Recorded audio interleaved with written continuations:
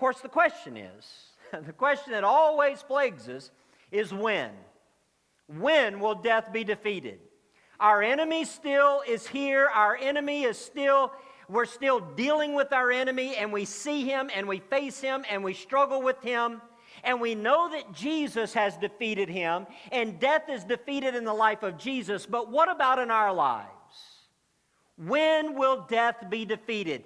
When shall we rise again to die no more?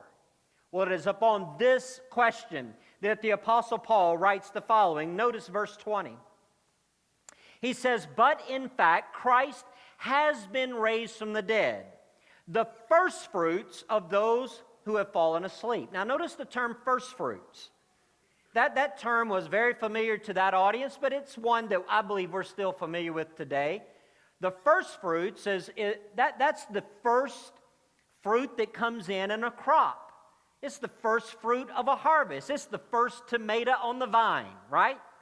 And when you see that first tomato come in on that vine, you know what it says. It says that the harvest is on the way. You know that this isn't the last tomato. It's the first one. It's the first fruits of the harvest. So here the Apostle Paul says, the first fruits. Jesus is the first fruits of those who have fallen asleep. It means he is the first to resurrect. He's the first one, which simply implies there's more to come. In fact, there's another passage in Acts chapter number 26 and verse 23 that I want you to see this morning. And it says the following, that the Christ must suffer, and that by being the first to rise from the dead, he would proclaim light to both the people and to the Gentiles. Notice that phrase, the first to rise from the dead. He's the first to rise from the dead.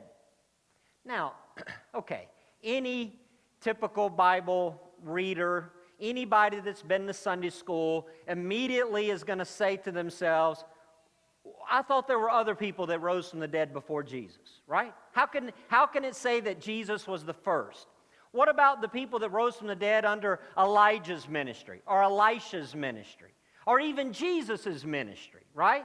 There were several people that resurrected under Jesus' ministry. How can it say that Jesus is the first to rise from the dead? Well, the issue is, theologically, Jesus was actually the first one to rise the way he rose, and that was to rise with a glorified physical body. Everybody else that had ever been resurrected came out of the grave still with a cursed body and eventually died.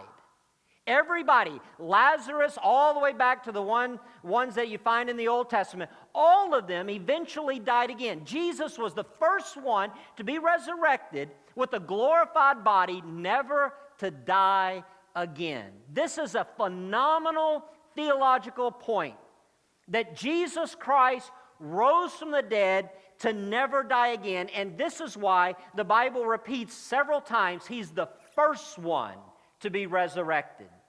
Or he's the first fruits of resurrection. He's the only one like this, but he's not the last one like this. He's simply the first one.